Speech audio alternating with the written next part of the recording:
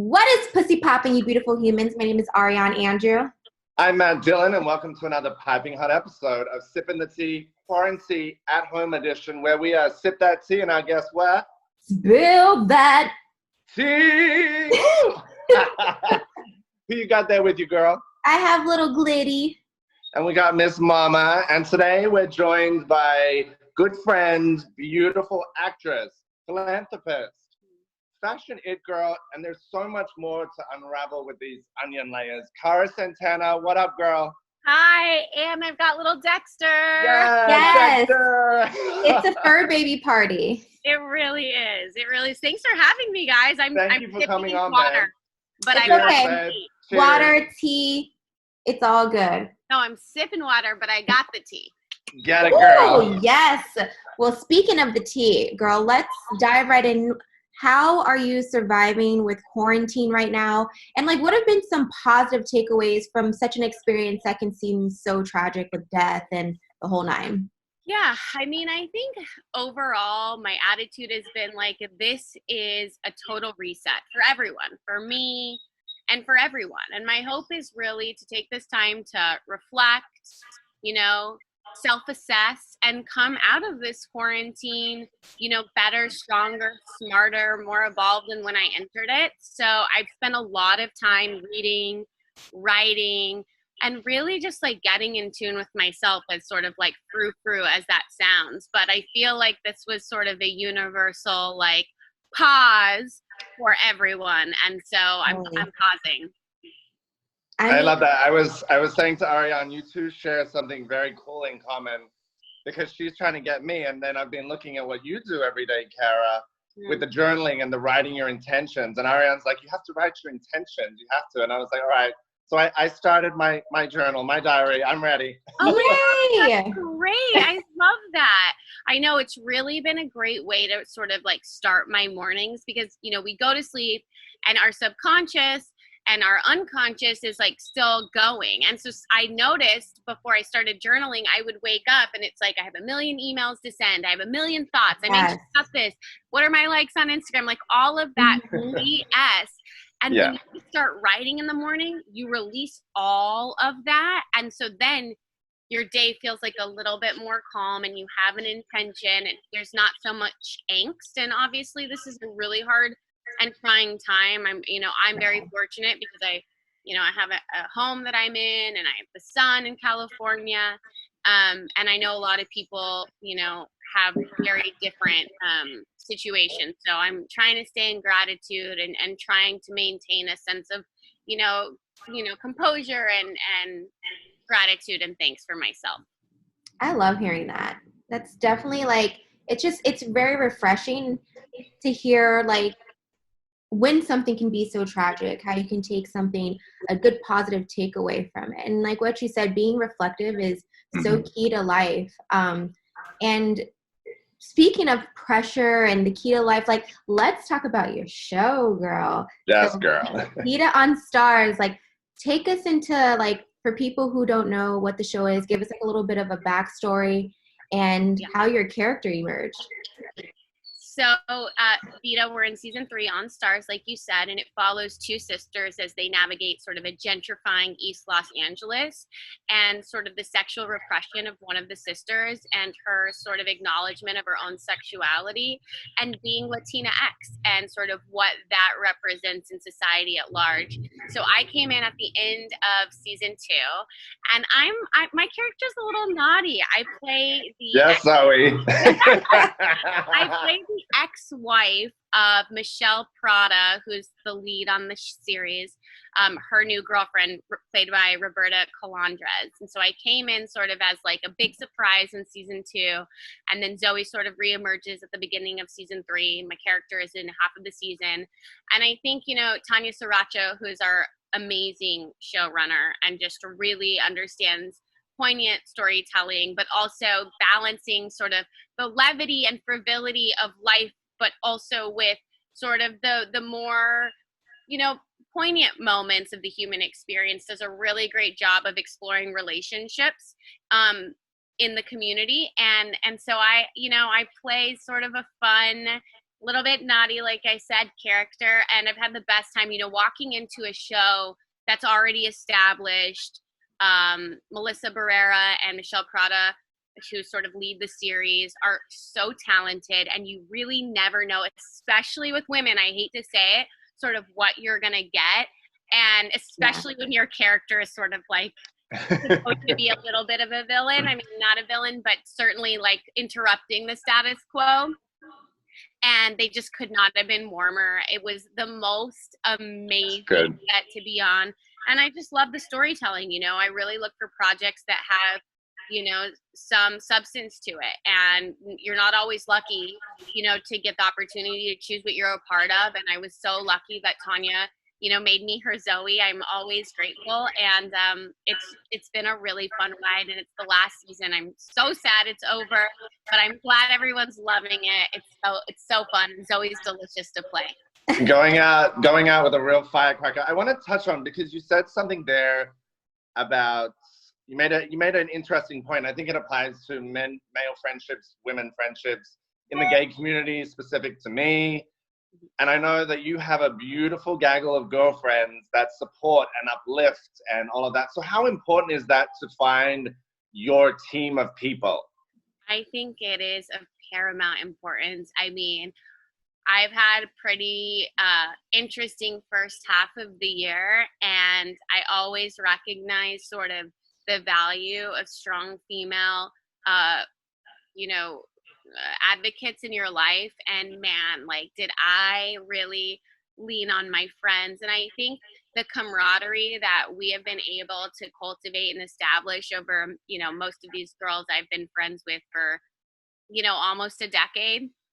And it's really just like a sense of, your bad day is my day, your success is my success, honest when we need to be, like, girl, you got to fix your hair or whatever it is. So like, hey, I'm worried about you, to, hey, you're doing really well. I just think like having the support of women in your life is so important, and it's amazing. It's like when you give that out, you get that back. And I don't really have any friend that I can think of that isn't like walking by my side and rooting for me, and like vice versa. It's really amazing. And I think, some of it comes with age. The majority of us are in our 30s.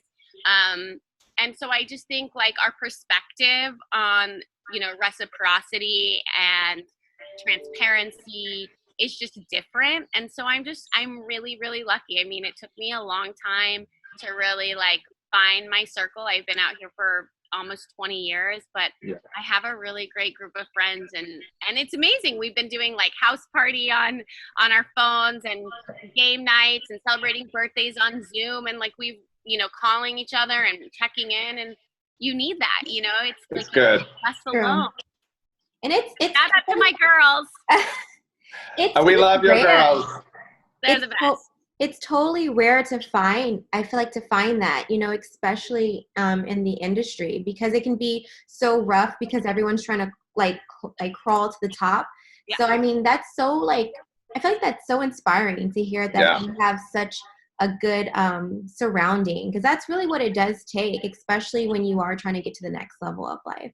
Yeah, totally. It's like a win for one of us is a win for all of us. That's how we all look at it. It's like if Olivia can do something, or Stephanie can do something, or Ashley can do something, if they're opening the door, if they're, chipping away at the glass ceiling, that just gives me more of an opportunity, and vice versa. If I can just like kind of like get in there, that means like more people can get in there. And that's how we look at it. Yeah. Like, and the only competition really is yourself. Like, are you the best version of you?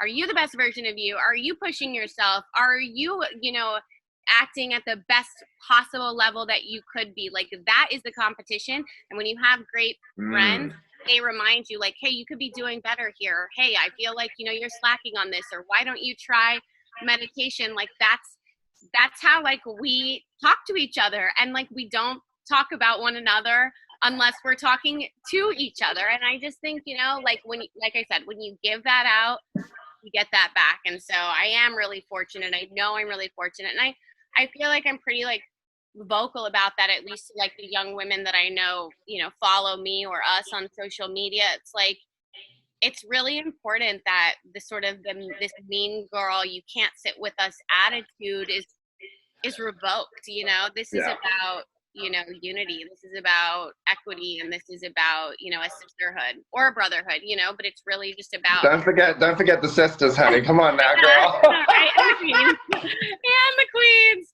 But yes, yeah, honey. they're great. I mean, Stephanie Shepard like literally just texted me and was like, I'm worried about your hair color because I feel like it's getting a little red. So I'm calling Cass and she's going to mix you a solution and I'm going to drop it off at your house. I'm like, that is a friend. Yes, That's real exactly. talk. That's real talk. She's not like behind my back being like, do you see Cara's hair? She's like, Cara, your hair. We need to help you. So I'm going to be dyeing my hair soon. But yeah, so like I love it. Those are my girls. Love it. Yeah. I mean, because you have such this good energy, this good aura, and I feel like is what's gotten you as far as it has and so much success. And speaking of that, like I want to talk about your collaboration with Kohl's and how did that transpire and what was the inspiration behind that? So it's so interesting. Like I had zero interest in designing.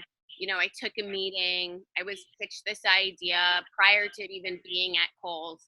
And it was just the idea of doing like a fashion collaboration. I was like, you know, I don't know, like I didn't go to school of design. I don't know if I really have anything to offer. And so I really started thinking about my childhood and sort of what self-expression means to me and how being an actress, like the first part of transformation is your aesthetic. And I was like, okay, well, I have something to offer there. And then I started thinking about like just accessibility of fashion and how, you know, we all have to get dressed, but it seems like options are limited, you know, based on where you live, how much money you have. And like that didn't seem right. And so I was like, okay, I think I found what I could add value to in this business. And I loved the idea of creating an accessible and affordable yet fashionable line for all women. And I said, you know, we pitched it to Kohl's. They were so supportive. And I said, listen, if we're going to do this, though, it's really important that creatively my vision is there. And, you know, obviously starting out, it's not like you have a ton of money. So I called my girlfriends and I said, listen, I ain't got a lot to pay you, but I want to tell the story of diversity and inclusion, which is truly missing from the fashion industry. And big time. yeah. And so I got this campaign together. I called my mom. I was like, I need to fly you out. I was like, this is age inclusive. This is body inclusive. This is, you know, this is about representing women all over, you know, the United States, obviously the world, but we sell, you know, nationally. And that was the vision, and Cole supported it, and it did so well. And oh, it worked, girl. It worked, girl. Thank you. And I may or may not be, you know, working on something to quickly follow with an announcement coming soon. Spill the tea, girl. That is some tea. I want to touch on there because I think the way you lead your life with passion, whether it's fashion, whether it's equality, I watched some of the stuff that you did with the immigration crisis, and that really kind of touched me. You know, it touched me in a way that when you think about some people in the spotlight and you're like, they're a pretty face, they're this, they're on a red carpet, and then you start to really peel those onion layers back, you're legit. You're like 100% legit, and you went on the ground with the people. Take us through just a little bit of what motivated that and what it is that, you know, struck you. You didn't just talk about it. You literally were there one-on-one with the people to use your platform for something far greater than most ever will in their lives. So my hat off to you for that, number one. But thank you. That's very, very nice of you to say. You know, I grew up in a border city. I grew up in El Paso, Texas. El Paso and Juarez relationship, which is in Mexico, is completely symbiotic. You know, at one point, El Paso was the safest city in the United States, juxtaposed to Juarez being one of the top 5 most dangerous, which just goes to show you sort of that proximity doesn't really dictate, you know, safety. And economically, socially, El Paso thrives because of our relationship with our sister city. And when the immigration crisis and family separation more specifically was sort of at the forefront of the news, I thought, you know, I can be a person that sits around and thinks about doing something, or I can be the type of person who just does something. And I knew I offered a unique perspective because I lived on the border. Yeah. I have friends that are Mexican citizens that I went to school with that walked across the border every day for their education and walked back every night. And I was like, we have lost our sense of humanity as a culture. We have lost our sense of, you know, equality and compassion. And I was like, you know, maybe I won't change the world's mind. Maybe I won't change, you know, everyone's mind, but maybe I will change one person's mind. Yeah. And that was enough. So I, you know, I went back to my hometown, and I wanted to understand the situation too as an adult. You know, I left home when I was 15 years old, and I wanted to understand, you know, how people were feeling, both on both sides, you know, El Paso and Mexico, from ICE and Border Patrol agents to, you know, Mexican nationals that were crossing the border to, you know, people at the front lines doing the work, you know, help, you know, lawyers and journalists, people that really understood the crisis. And obviously I walked away understanding it's an incredibly robust issue. There's not, you know, one solution. Can't just like whittle it down. But at the end of the day, I think if we act with like humanity and compassion in mind, that we can find our way out of a situation and a crisis that, you know, is really reminiscent of a time in our history which we should really never go back to. And, you know, I'm Jewish, and, you know, I obviously have a family that were, you know, affected during the Holocaust. And when you sort of think of that plight, it's hard to not be able to correlate sort of what people are dealing with in their own countries, and how anyone, if they could, would want a better life for themselves and their children. So I just did what I felt, you know, was right. It seems that you do that a lot. You lead with your heart, and it puts you in the right place. Thank you. I mean, from a greater humanity, for sure. Thank you. Like everything you stand for like woman empowerment, having this positive aura, what you're doing and putting out there, using your platform for something positive, you know? And I know I just want to ask, because, you know, when we look at social media or we look at someone, you're like, you know, you see the highlight reel and you see like, wow, this person's doing amazing. But like all of us, you know, there is roller coaster rides. So how do you get through your roller coaster rides when you feel like, you know, things have hit a wall, especially being in entertainment? You know, I don't think a lot of people share, you know, the downs or like what they do to get through, to get back on top of the roller coaster. Yeah, I think that's a great question. I mean, no one's life is perfect. I cry and I'm sad and I'm insecure and I'm lonely and I feel fear just as much as I feel, you know, the other positive emotions. And I think the thing that I've learned in the last sort of 6 months is it's all really about perspective, right? Like, and it's hard to remember in the moment, but it's what I remind myself when I get some clarity, is that something is really what you make it. So you could hit a door professionally, financially, romantically, personally, spiritually, and it's just another opportunity to reassess. So like maybe it presents itself optically as a negative, but I try and go, this is positive. This is happening for a reason. Why is this happening? Let me go inside. Let me figure out what the lesson is here and try and navigate out of it. Obviously, like, that's easier said than done, but great girlfriends. I have a great family. And I am not opposed to a bubble bath and chocolate chip ice cream if it gets really bad. So, you know, it's like, let's keep it real. But I do think it's important to remember that, like, nobody, like, one, we are not unique. Like, everyone has the same experiences, and, like, nobody is immune to that. You know, Yeah. I appreciate that. I really, really do.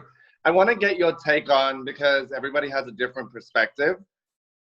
And I think to certain levels, the ideology of success, you know, what, if you could like impart some wisdom, particularly because you have such a strong following of young, impressionable people, what would be the answer that you give if one of them said, how can I be successful? How would you kind of delve into that? Because I think I'm excited to hear, because I think you'd have a good point of view.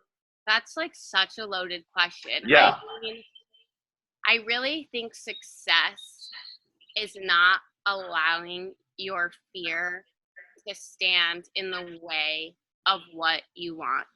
You might not always get what the fuck you want, but if you're not afraid to try, to me, like that is success. And I know that is like kind of like a big idea and not specific.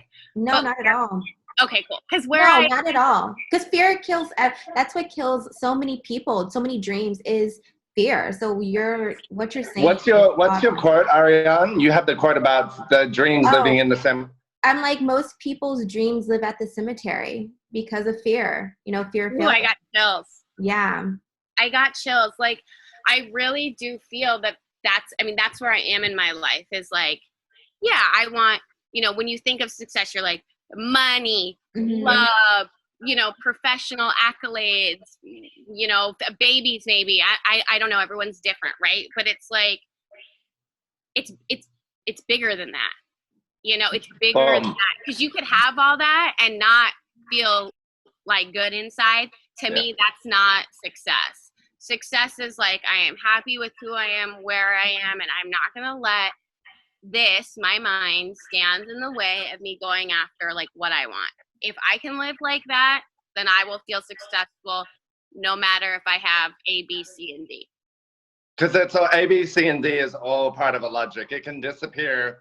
It's and as soon as you get A, B, C, and D, you're like, I need E, F, G, and H. You know? Yeah, I need the whole goddamn alphabet. Right. Yeah. You know, it's like you're like, oh wait. So it's like it's not about that shit. It's about like here, mind, body, and soul. As cheesy as that sounds. No, I think this time that we're living in now is really propelling us to get in touch with that, right, Ari? I'm like, yeah. I mean, at the end of the day, it's about happiness, you know, because like you said, success, it's all relative of what we think success. Like someone just having a family, that can be success. But at the end of the day, what we all crave is happiness. Because if you have it all and you're not happy, it doesn't mean anything, you know. Because I know I've been there where I thought I had everything but wasn't happy, you know. So and have less now, but finding a place of like gratitude and happiness for where I'm at and in the process of life, you know. Gratitude, not attitude. Yes. Agreed. Agreed. I always have to remind myself. I was like trying to get something done today, and I was annoyed. I'm human. I was like so annoyed, and I was like, gratitude, not attitude. Like you are worried about something that is so like benign and innocuous, and like people are worried about their health. People are worried about their loved ones, and I'm like worried about my insurance policy. Like it's gonna be okay. You know what I mean? It's that relativeness though, because checking in with yourself, it doesn't. You know, everybody has things that pop up, and you're like in that moment, they seem so like, and then it's like that ability to check in. I think is such a key component, and check in with yourself, you know, first and foremost. And check yourself.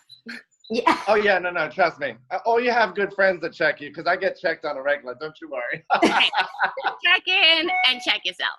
Yeah. Okay. On that note, I mean, girl, you have provided so much like value, and I mean, so many people who are listening to this are going to have so many takeaways. So I mean, on that note, I think we need to go ahead and do some rapid fire. Let's do some rapid fire to wrap it up, ladies. Ariane, ladies first. Hit it. Okay, it's brunch. You're with your girls. What are you eating? Oh, well, I'm going to start with a virgin Bloody Mary, and then I'm going to get pancakes and probably like eggs Benedict because I can never decide, so I get both. Perfect, okay. Perfect. What trend would you like to see disappear forever? Oh, like the trend of like not getting dressed and looking schleppy. I don't know what that is, like, because it's not athleisure, but it's like that trend of like looking like you don't care and you're dirty. Like whatever trend that is, I'm good on that. I just spilled that tea and I spilled it all over myself, Chad. But you know what I mean? Do you know what I'm talking about? But do you feel like there's some people, I know we're rapid firing, but there is some people that can pull that trend off? It's and true. I'm like, God, if I do that, I look like I'm like in my box on the side. No, but if they're pulling it off, it just means like, I don't know, that they're not fully there. I mean, like pajama pants in the daytime with sandals with socks under it and like an oversized shirt. Like, it's just like, come, just try. Like, why do that can go? Yeah. Yeah, like, why do I have to see that? Like, I'm out, like, in public. I get, like, dressing down. I'm all about it. But, like, do you have to look like you smell? I'm good on that. I'm good on that. Okay. 3 words that you would say describe you. 3, just a good, bad, otherwise? Yeah. Okay. I would say I'm impatient. I'm super loyal and really empathetic. I think those 3 kind of work together quite nicely. Yeah. Okay, I don't know. I wanna thank you. You are an incredible. Getting time to spend with you on the photo shoot and getting the vibe from you. I think you are an incredibly well-rounded human being, and I'm so excited to share this with our viewers and our listeners, because I do think, and everybody, slight plug, go pick it up, bitches. Get that plug. I love it. Yes. Well, thank you for having me. You guys are awesome. I had the Of best course. retreat. Love meeting you. Yeah, we got to work. Where go. can people find you, girl? Yeah. Social, where? Oh my God. Yes. Okay. You can find me on Instagram at Cara Santana and Twitter at Cara A. Santana. I think I have a Facebook, but I'm never on it, so don't find me there. Where can everyone follow you at, Matt? You can follow me at Matt Dillon 1983. And you can follow me across the board at Ariane Andrew. And until next time, guys, we will catch you on another special edition of Quarantine of Sippin' the Tea. Bam. Thank you, babe.